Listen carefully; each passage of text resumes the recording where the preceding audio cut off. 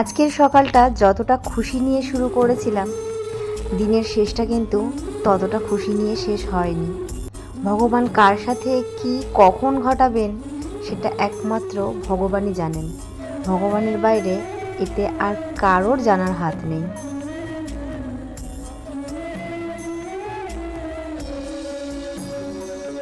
ব্লগটা ছিল গতকালকের ব্লগ, কার্তিক পুজোর দিনের blog. Hey everyone, good morning সবাইকে। দীপশর্মির লাইফস্টাইলে নতুন একটা ভিডিওতে সবাইকে ওয়েলকাম। কেমন আছো সবাই? আশা করছি অনেক ভালো আছো, সুস্থ আছো। আর আমরাও শারীরিক দিক থেকে সুস্থ আছি বটে, তবে মানসিক দিক থেকে খুবই বিষণ্ণ রয়েছি। আর সেটা কেন, সেটা তো অবশ্যই বলবো তোমাদের। ব্লগটা কন্টিনিউ করো, আশা করি জানতে পারবে। এখন ঘড়িতে সময় বলছে ঠিক 9টা। আর এখন আমি ঘুম থেকে উঠে ফ্রেশ হয়ে চলে এসেছি ফুল তুলতে। হ্যাঁ, এখন যেহেতু শীত পড়েছে সে কারণে না বাড়িতে সেরকম একটা ফুল ফোটে না। ওই কয়েকটা জবা ফুল ফোটে, তবে আর কিছুদিন পর হয়তো সেগুলোও ফুটবে না, কারণ সিজনটা চলে যাবে। এরপর আসবে গাঁদার সিজন। তো গাঁদা গাছ লাগানো হবে, তারপর হয়তো গাঁদা ফুল ফুটবে। তবে ফুল বেশি একটা পাওয়া যায় না। যে কটা জবা ফুল ফুটেছিল দুটো একটা রেখে মা সব ফুল দিয়ে পুজো দিয়ে দিয়েছে। আর আমি চলে এসেছি আমাদের বাড়ির গেটের ঠিক অপোজিটেই একটা ছোট্ট গাছ রয়েছে। এটাকে কি বলে, মিনি কি বেশ গাছটার নাম আমি বলতে পারবো না।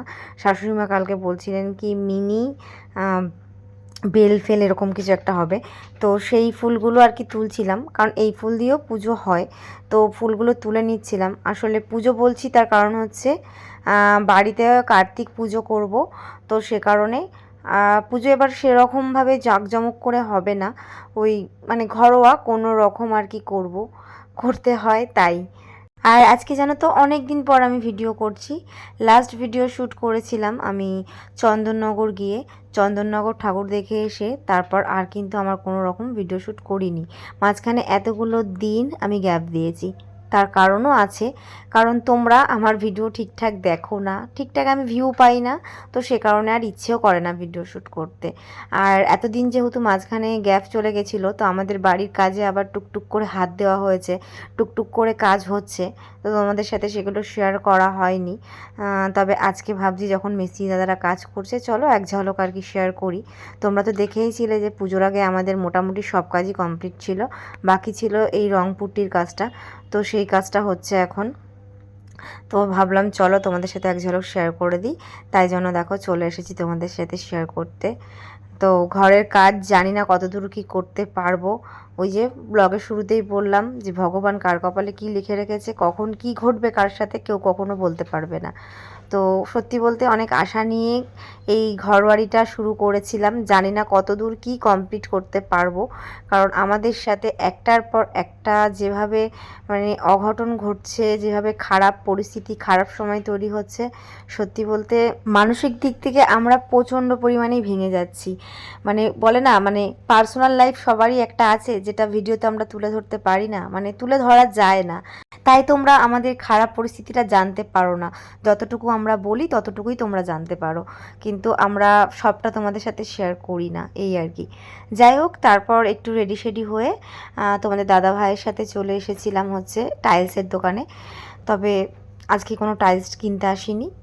এই দোকানে কলে মানে যে সমস্ত বাথরুম, তারপর ওই কী বলে বেসিনের যে কলগুলো হয় সেগুলো এখানে পাওয়া যায়। তো ওগুলোই কিনতে এসেছি, কারণ আমাদের বাড়ির কাজ দেখলে যে তোমরা প্রায় কমপ্লিটের দিকে। তো পাইপলাইনের কাজ শুরু হবে, তো সেজন্য আর কি কল দেখতে এসেছি, এখানে কল নেব। তবে অনেক লোকাল কোম্পানির কল আমাদেরকে দেখিয়েছে, কিন্তু সেগুলো আমাদের কোনোটাই পছন্দ হচ্ছিল না। তারপর তোমাদের দাদাভাই এই জ্যাগুয়ারের মানে কোম্পানির প্রোডাক্টগুলোই নিল, কারণ তোমরা তো জানোই এটা হচ্ছে সবথেকে টপ ব্র্যান্ড। আর এখানে ছিল হচ্ছে 10 বছরের ওয়ারেন্টি, যার কারণে নিয়ে নিল তোমাদের দাদাভাই। কারণ আমাদের বাড়ির জলে যা আয়রন, আর তোমরা হয়তো অনেকেই জানো নদিয়া ডিস্ট্রিক্টের জলের অবস্থা, তো ভালো জিনিস না নিলে দুদিনও টিকবে না।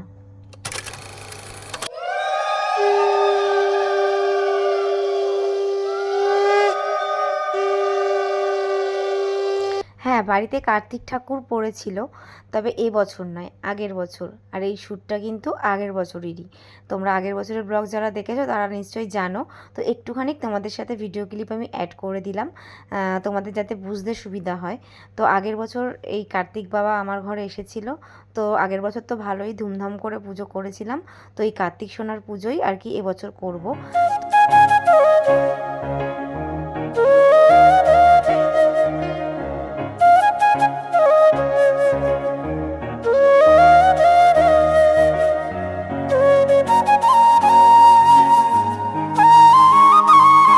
এই হচ্ছে আমার আগের বছরের কার্তিক সোনা। তো আপাতত এখন এই অবস্থায় আছে। আর আমি ঠাকুর ঘরে এখন ঢুকলাম, এখন বাজে 6টা। আর স্নান করলাম এখন, আর স্নান করেই ঢুকেছি। আর তারপর দেখছি যে তোমাদের দাদাভাই বাজার থেকে যতটুকু পেরেছে ওর সামর্থ্য মতো নিয়ে এসছে। ওই অল্প কিছু সামান্য কিছু আর কি প্রসাদের ব্যবস্থা করেছে। তো এগুলো দিয়ে আর কি পুজো করব। আর এই পুরনো জামাটা খুলবো, তার কারণ হচ্ছে এই দেখো একটা নতুন জামা নিয়ে এসছে। এই দেখো তোমাদের সাথে শেয়ার করে দিই, চলো। তো বুঝতেই তো পারছো এইটুখানি ঠাকুর আর কীরকম জামা পাবো, সে কারণে এই জামাটা পরাবো। চলো ঠাকুরকে সাজিয়ে গুছিয়ে আসছি।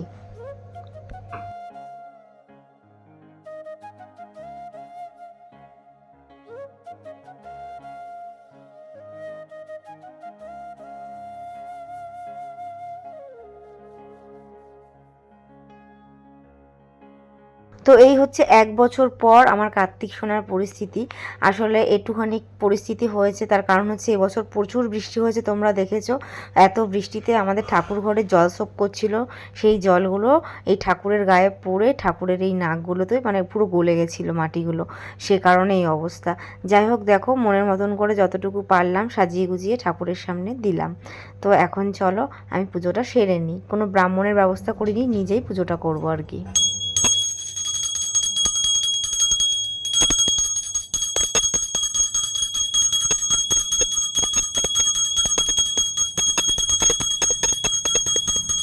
নাইটি পরেই পুজোটা সারছিলাম, সে কারণে তোমাদের সামনে আর আসলাম না।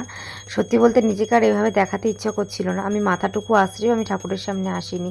ভেবেছিলাম অনেক কিছু, যে শাড়ি ঠাড়ি পরে একটু ভালোভাবে পুজোটা করব। কিন্তু বিশ্বাস করো সেই মনটা পুরো একদম ভেঙে গেছে। আসলে সকাল থেকে দিনটা বেশ ভালোই চলছিল দুপুর অবধি। তোমাদের দাদাভাই অফিসের কাজকর্ম করছিল। তারপর ওর মানে টিফিন আওয়ার্সের পর ও যখন খাওয়া দাওয়া করে এসছে, তারপর একটা কি বলবো, এমন দুঃসংবাদ আসলো আমাদের কাছে, মানে পুরো পায়ের তলা থেকে পুরো মাটিটা সরে গেল। তোমাদেরকে মানে আমি শেয়ার করতে পারছি না, আমার সেই জন্য খুব কষ্টও হচ্ছে।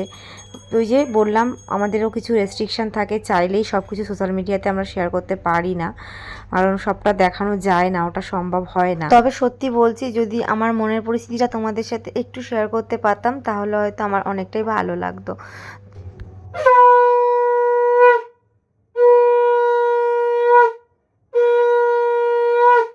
তবে এটুখানি তোমাদেরকে জানিয়ে রাখলাম, আমাদের সঙ্গে যেটা হয়েছে সেটা খুব খুব খুব খুবই খারাপ হয়েছে। আর এটা মানে আমাদের সাথে কেউ একজন ইচ্ছে করে করেছে, আমাদেরকে অনেক বড় একটা ক্ষতি করে দিয়েছে। তো ভগবানের কাছে এটাই প্রার্থনা করি যে ঠাকুর, মানে যেটা হয়েছে সেটা থেকে তুমি মানে সমস্যার সমাধানটা তুমি খুব তাড়াতাড়ি করে দাও, মানে এই সমস্যাটা আমাদের জীবন থেকে কাটিয়ে দাও। মানে তোমাদেরকে একটুখানি কি জানিয়ে রাখলাম যে মানে খুবই খারাপ একটা মানে অঘটন আমাদের সাথে ঘটেছে, যেটা তোমাদের সাথে আমি এই মুহূর্তে শেয়ার করতে পারছি না। জানি না এই সমস্যাটা আমাদের কতদিন থাকবে, কিন্তু বিশ্বাস করো মানে খুব খুব খুব খারাপ পরিস্থিতিতে আছি। আর তোমরা যারা আমার শুভাকাঙ্ক্ষী আছো, তোমরা প্লিজ প্লিজ ভগবানের কাছে একটু প্রে করো যেন আমাদের এই সমস্যাটা সত্যিই ঠিক হয়ে যায়। আমরা ভীষণ নিরুপায়। সত্যি বলতে দুপুরের পর থেকে এই দুঃসংবাদটা আসার পর থেকে আমাদের দুজনের মনের পরিস্থিতি খুবই খারাপ। এমনকি তোমাদের দাদাভাই কান্না পর্যন্ত করেছে, কিন্তু সেগুলো আর আমরা ক্যামেরার সামনে আনিনি। এগুলো আমি কোনোদিনই আনতে চাই না, কারণ এটা হচ্ছে আমাদের পার্সোনাল লাইফ। যাই হোক, এ কারণে আর মন মেজাজ একদম খারাপ, ইচ্ছেই করছিল না কোনো রকমভাবে। তাই জন্য পুজোটা দিয়েছি অত মানে বেলায় স্নান টান করে। আর তারপর দেখো পুজো টুজো দিয়ে এসে একটু রেডি হচ্ছি। আসলে সারাদিন উপোস রয়েছি, আর মুখ চোখ শুকিয়েও গেছে বুঝতে পারছো। তারপর হচ্ছে টেনশন, মাথা ভর্তি টেনশন। আসলে যাব হচ্ছে একটু নিমন্ত্রণ বাড়িতে, কার্তিক পুজোর নিমন্ত্রণ রয়েছে। যেতে ইচ্ছেও করছে না, কিন্তু ওই যে শ্বশুর শাশুড়ি বলছে যে কোনো রকম রেডি হয়ে চলো, তো সে কারণে যাচ্ছি। আর সাজুগুজু তো করতে ইচ্ছে করছে না, কিন্তু যেখানে যাচ্ছি সেখানে আর কি সাজুগুজু করে না গেলেই নয়। তাই কোনো রকম একটা মানে কি বলবো, একটা ভালো চুড়িদার পরেছি, আর বাইরে তো ভালোই ঠান্ডা পড়ে গেছে, তাই একটু সোয়েটারটা নিয়ে নিলাম। আর তোমাদের দাদাভাই আমাকে একটু সাজুগুজু করিয়ে দিচ্ছিল বলতে একটু কানেরটা চেঞ্জ করছিলাম, কারণ মুখটা প্রচণ্ড শুকনো শুকনো লাগছিল। তাই তো চলো, আজ থেকে নতুন যাত্রা শুরু, তাই তো শুরু তো একদম। তুমি সাথে থাকলে সব হবে, যে হোগা দেখা যায়গা। চলো। সবসময় ভালোটা ভাবতে হবে, একদম অলওয়েজ ওয়েল। চলো।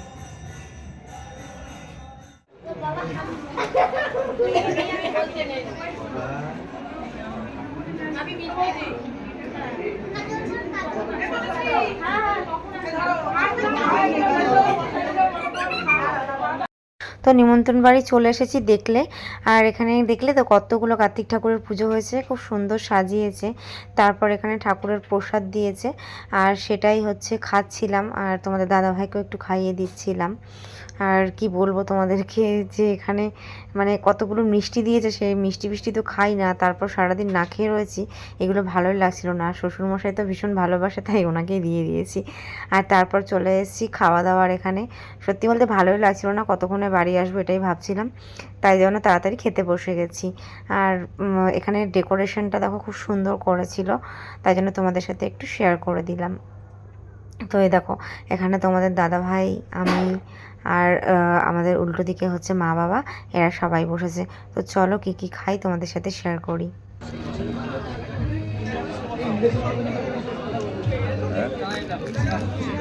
এটা কি কড়াইশুঁটির কচুরি?